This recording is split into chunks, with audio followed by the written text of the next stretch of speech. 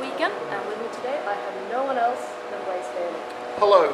How are you doing? Cecilia, I'm doing very, very well, considering the terrible journey I've had here. It was very, very boring, and I've listened to almost everything on my iPad and watched all the movies. So, but apart from that, it's great.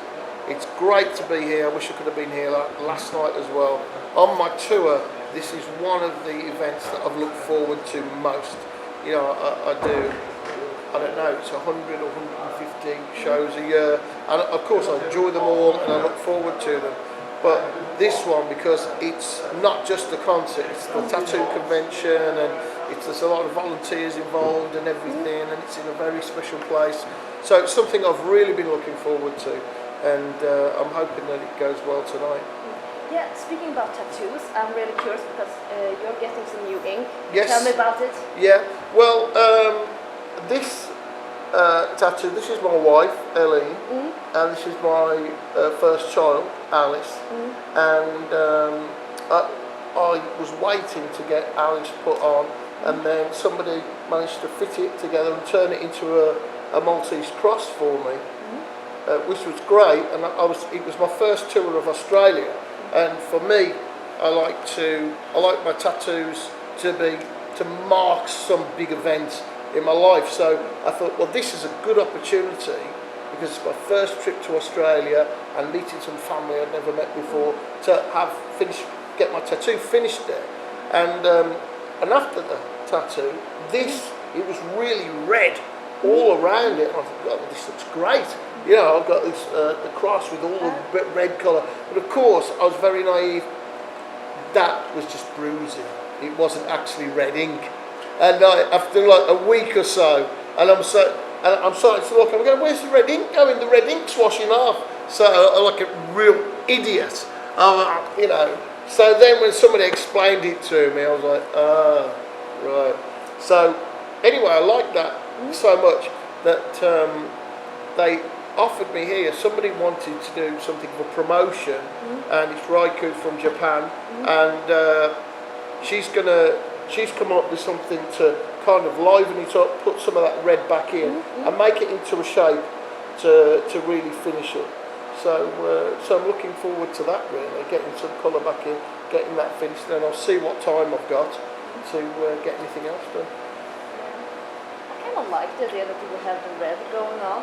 Would it be okay if we took pictures of it afterwards? So we have definitely. And I've got. I'll show you the original picture that I sent her as well. That's got the red on it. So I sent that to her. I said, look, here it is, just done. And there's how red it looks, which was very cool for me. And so she's working with that. You say that tattoos have to mean something for you, they have to mark? My tattoos? Yeah, your tattoos. It's only my tattoos. The tats that I have, because I wanted tattoos for a long time, but I struggled to find a time and something that was appropriate.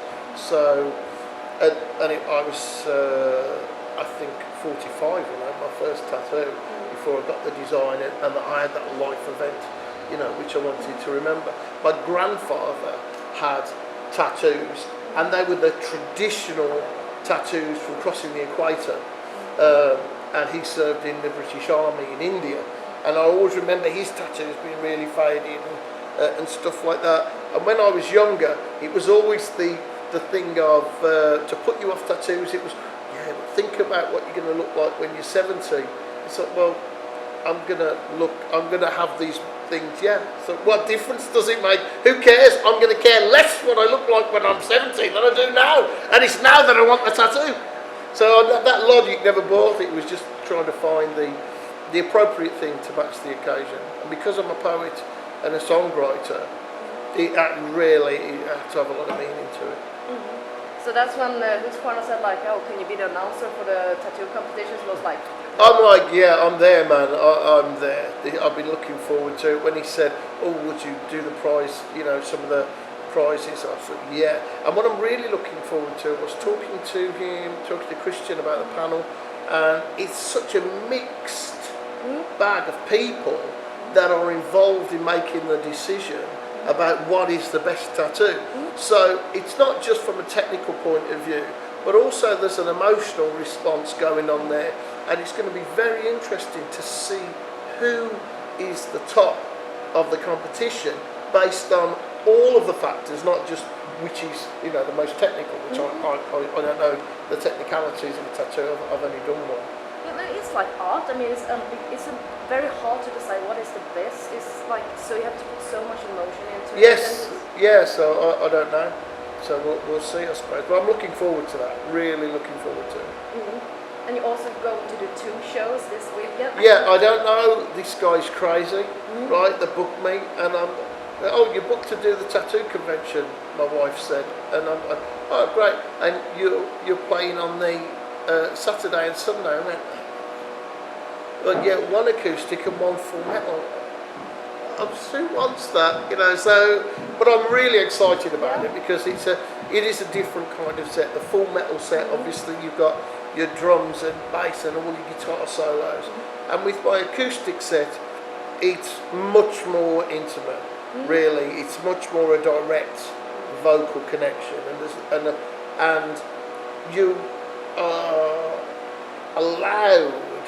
You can allow yourself to find areas in the dynamic range that you don't visit during your full metal set, because there's just certain nuances that get lost, and it's great to do my acoustic set and have those little edges, and when it's just certain parts of the voice, you can just hear that sound and the context of the voice, and your voice is the thing that is the connection to your heart and your spirit.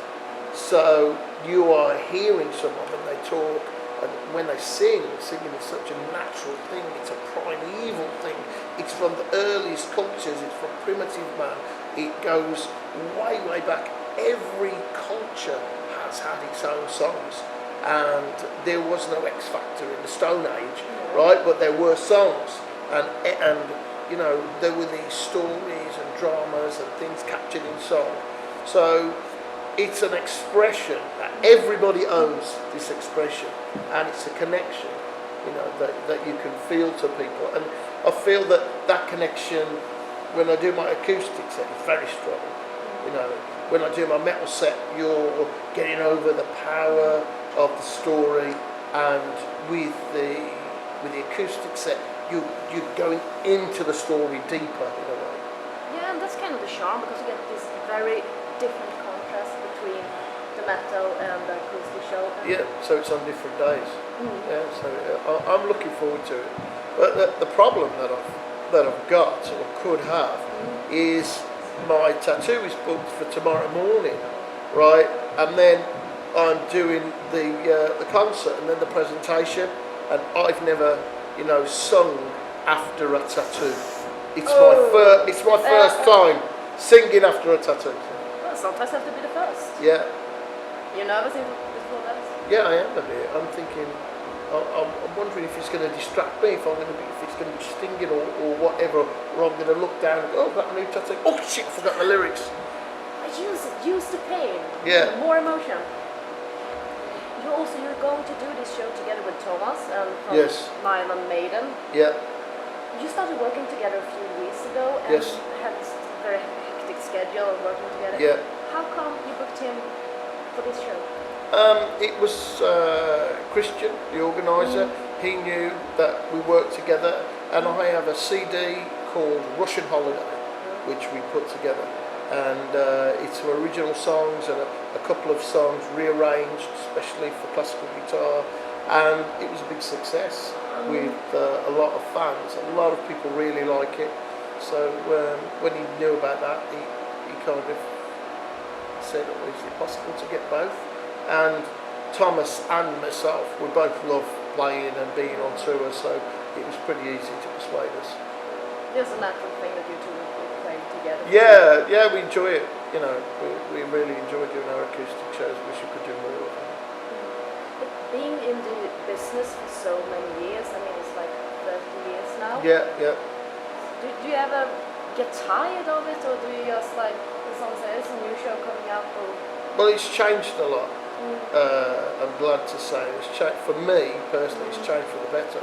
When I started out, you had to be signed. I've got to get signed. I've got to get signed. Now, you don't have to be signed to anybody to do anything. CDs and plastic are going down and down and down. The price of home recording to make your own really good quality record has gone right down. Now, with a little bit of investment in time to educate yourself and teach yourself how to get a good result with home recording equipment, you can have something that sounds as good as anybody else, be it Iron Maiden or U2, anybody. So that is the investment you make in yourself now.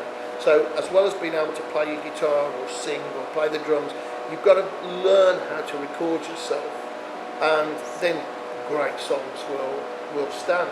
So I'm not signed to anybody. I'm not with EMI or Sony or anybody. I'm completely independent, and I'm glad to be that way. And I think what you'll find is that in the next 15 years, the massive change will come. And I think a lot of Swedish bands are going to drive this, because there are a lot of Swedish bands who are great musicians and also sing well and care about the song and the shape of a song.